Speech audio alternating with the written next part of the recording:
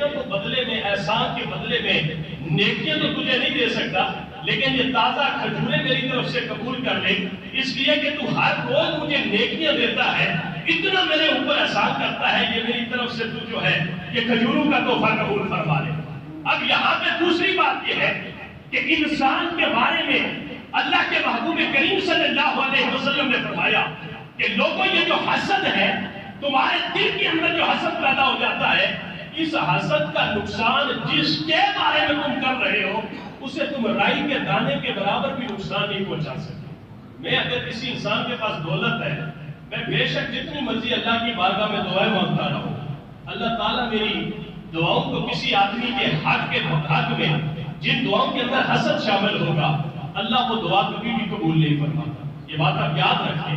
کسی انسان کو اللہ نے شہرت عطا فرمائی ہے، کسی انسان کو اللہ نے علم عطا فرمایا ہے، کسی انسان کو اللہ نے سکون عطا فرمایا ہے، کسی انسان کو اللہ نے کوئی بھی نعمت عطا فرمائی ہے، میں لاکھ کوشش کرتا رہوں کہ میری دعاؤں کی وجہ سے یا میرے دل کی جلن کی وجہ سے، جالسی کی وجہ سے یہ انسان اس نعمت سے محروم ہو جائے۔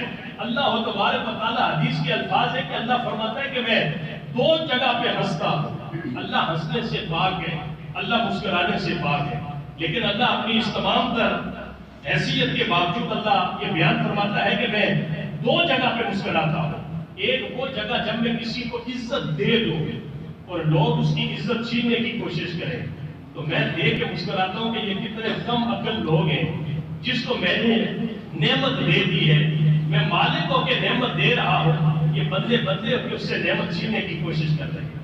تو رب فرماتا ہے جب میں کسی کو ذلت دے دیتا ہوں اور لوگ اسے عزت کرنے کی کوشش کرتے ہیں تو وہاں میں اپنی شان اور قدرت کے مطابق مسکراتا ہوں کہ دیکھیں جس انسان کو میں نے ذلت دے دی ہے، یہ لوگ اس انسان کو عزت دے کے میرے مقابلے کے اندر آ کے جو ہے وہ اس انسان کو عزت دینا چاہتے ہیں۔ رب کائنات فرماتا ہے میں وہاں پہ بھی اس انسان کے اور لوگوں کے عمل کو دیکھ کے جو ہے وہ مسکرانا شروع کر دیتا ہوں۔ حسد کرنے سے دوسرے انسان کا کوئی نقصان نہیں ہوتا، یہ بات آپ بے شک یاد رکھیں، آپ لکھ لیں۔ حسد کرنے سے کسی دوسرے انسان کا آپ نقصان نہیں کر سکتے، لیکن اپنا نقصان یہ ہوتا ہے کہ انسان کی ساری نیکیاں اللہ زائل فرما دیتا ہے، انسان کے سارے عمل اللہ زائل فرما دیتا ہے، اور صرف زائل ہی نہیں فرماتا بلکہ انسان جس آدمی کے بارے میں حسد کر رہا ہوتا ہے اللہ اس انسان کی نیکیاں اٹھا کے اس آدمی کے پردے میں ڈالنا شروع کر دیتا ہے۔ اس لیے اللہ نے فرمایا کہ ان چیزوں سے بچو، اس لیے کہ یہ ایسی دل کی بیماریاں ہیں کہ جو ایک دفعہ انسان کے دل کے اندر لگ جائے تو اس کا دنیا میں بھی نقصان ہوتا ہے اور آخرت کے اندر بھی ان کا نقصان ہوتا ہے۔ 3 دن کی بیماریاں ایسی ہیں کہ جو ہر انسان کو پتہ ہوتا ہے۔ ایک اللہ کے محبوب نے فرمایا حسد ہے، دوسرا تکبر ہے، اور تیسرا انسان کے اندر یہ حرص جو ہوتی ہے۔ اللہ کے محبوب نے 3 چیزوں سے منع فرمایا، 3 چیزوں سے منع فرمایا۔ اب تکبر کے بارے میں صرف ایک حدیث بیان کرنا چاہوں گا۔ اللہ کے محبوب نے فرمایا جس انسان کے دل میں رائی کے دانے کے برابر بھی تکبر ہوگا اللہ اس کو جنت کی ہوا بھی نہیں لگنے دے گا۔ جس انسان کے دل میں رائی کے دانے کے برابر بھی تکبر ہوگا اللہ اسے جنت کی ہوا بھی نصیب نہیں فرمائے گا۔ اس لیے کہ اللہ کے محبوب نے فرمایا کہ اللہ خود فرماتا ہے کہ لوگوں التکبر ردائی، یہ تکبر میری چادر ہے، یہ تکبر میری عزت ہے، یہ تکبر میری شان ہے، یہ تکبر میری قدرت ہے، یہ تکبر میرا مقام ہے۔ اور جب میرا بندہ میری چادر کو مجھ سے چھیننے کی کوشش کرتا ہے تو میں اسے دنیا میں بھی ذلیل کر دوں گا اور قیامت کے دن بھی اسے ذلیل کر دوں گا۔ اللہ کے محبوب نے فرمایا کہ تکبر کرنے والا انسان اگر اس کے دل میں رائی کے دانے کے برابر بھی تکبر ہوگا تو وہ جنت کی ہوا بھی اسے نصیب نہیں ہوگی۔ دوسرا فرمایا کہ انسان کے اندر یہ جو حرص ہوتی ہے، انسان کے اندر حرص ختم نہ ہونے والی بیماری ہے۔ اسی لیے حدیث مبارکہ میں فرمایا کہ دنیا جیفۃ وطالبھا کلاب، یہ دنیا مردار ہے اور اس کے پیچھے لگنے والا کتا ہے۔ یہ حدیث مبارکہ جب میں نے پڑھی تو میں اس کے اندر سوچ رہا تھا کہ مردار کھانے والی بہت ساری چیزیں ہیں، چیل بھی مردار کھاتی ہے، کوما بھی مردار کھاتا ہے، بہت ساری چیزیں مردار کھاتی ہیں، لیکن اس حدیث مبارکہ کے اندر اللہ کے محبوب نے کتے کا ذکر کیوں فرمایا کہ دنیا کا طالب دنیا مردار کی مثال ہے اور اس کے پیچھے جو آدمی اس کی حرص میں پڑ جاتا ہے وہ اس کتے کی طرح ہے جو مردار کے گوشت میں لگا رہتا ہے. اب دیکھیں نا، مردار پڑا ہو، یہاں پہ کوئی مردہ جانور پڑا ہو تو اس کو کھانے کے لیے بہت ساری چیزیں آتی ہیں. چیز آتی ہے، اس کا پیٹ بھرتا ہے، اڑ کے کہیں ساتھ بیٹھ جاتی ہے. توپا آتا ہے، اس کا پیٹ بھرتا ہے، وہ وہاں سے وقتی طور پہ اٹھ کے کسی درخت پہ بیٹھ جاتا ہے یا کہیں دور اٹھ کے چلا جاتا ہے. پھر بھوک لگتی ہے، پھر اس مردار کے پاس آ جاتا ہے. لیکن کتے کا مزاج ذرا مردار کھانے والے جانوروں کے اندر مختلف مزاج ہے. کتا وہ واحد جانور ہے کہ جو مردار کے پاس جاتا ہے اور جب تک اس مردار کی ہڈیاں وہاں پہ پڑی رہتی ہیں وہ پیٹ بھر کے کھا کے سیر ہو جاتا ہے، لیکن پھر بھی مردار کے پاس ہی لیتا رہتا، وہ مردار سے ہٹتا نہیں ہے. یہ آپ نے نوٹ کیا ہے؟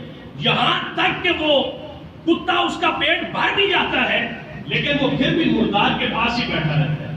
مردار کے پاس ہی بیٹھا رہتا ہے، اس کی ہرس ختم نہیں ہوتی، آنکھوں کی بھوک ختم نہیں ہوتی، یہاں تک کہ ہڈیوں کا ڈھانچہ رہ جاتا ہے. اور وہ ان ہڈیوں کے اندر جو ہے وہ جب اپنا انہیں کاٹنا شروع کرتا ہے، کتے کے دانتوں سے خون نکل رہا ہوتا ہے اور وہ سمجھ یہ رہا ہوتا ہے کہ ان ہڈیوں کے اندر سے مجھے لذت آ رہی ہے. وہ ہڈیوں تک کو جو ہے وہ کھانے تک کتا وہاں پہ بیٹھا رہتا ہے. اس لیے اللہ کے محبوب نے فرمایا کہ جو انسان دنیا کی ہرس کے اندر پڑ جاتا ہے، دنیا پھر اسے اتنی دور لے کے چلی جاتی ہے کہ وہ نہ دنیا سے نکلنے کی کوشش کرتا ہے نہ دنیا اسے چھوڑنے کی کوشش کرتی ہے. یہاں تک کہ الہاکم التکاثر حتی زرتم المقابر، یہ کثرت مال کی تمنا تمہیں اتنی ہلاکت میں ڈال دیتی ہے، حتی زرتم المقابر، یہاں تک کہ تم اپنی قبروں کے اندر چلے جاتے ہیں.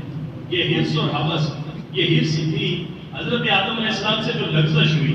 شیطان نے آ کے کہا آدم یہ کھا لو گندم کا دانہ، اس لیے کہ منع اس لیے کیا کہ اگر آپ کھا لیں گے تو آپ فرشتے بن جائیں گے، اگر آپ کھا لیں گے تو آپ کو جو ہے وہ کبھی ساری زندگی آپ کو دوام زندگی مل جائے گی، آپ کو فنا نہیں ہوگی، موت آپ پہ نہیں آئے گی. حضرت آدم علیہ السلام نے وہ گندم کا ایک دانہ اٹھا کے کھا لیا. اللہ نے آپ سے خفگی کا اظہار فرما کے جنت سے نکالا اور دنیا کے اندر اللہ نے بھیج دیا. آدم کے سامنے سجدہ کرنے کو شیطان کس چیز سے منع کر رہا تھا؟ حسد تھا شیطان کے دل کے اندر کہ میں اللہ نے مجھے آگ سے بنایا ہے، انسان کو اللہ نے مٹی، آدم کو اللہ نے مٹی سے بنایا ہے، آگ مٹی سے بہتر ہوتی ہے، یہ ہو کیسے سکتا ہے کہ میں مٹی کے سامنے سجدہ کروں؟ آدم کے بارے میں شیطان کے دل میں حسد آیا. اللہ نے ساری کی ساری شانوں کے باوجود شیطان کو راندہ درگاہ کر دیا. اس لیے اللہ کے محبوب کریم نے حسد سے بچنے کا ہمیں حکم ارشاد فرمایا ہے. حسد ایسی بیماری ہے جو انسان کے دل میں ہوتی ہے لیکن اثر انداز انسان کی نیکیوں پہ ہوتی ہے اور ساری کی ساری نیکیوں کو اللہ زائل فرما دیتا ہے. اللہ تعالی ہم سب کی حفاظت فرمائے. ہمارے خلیفہ محمد مالک صاحب، شبیر احمد گوری صاحب فوت ہوئے، اللہ کی بارگاہ میں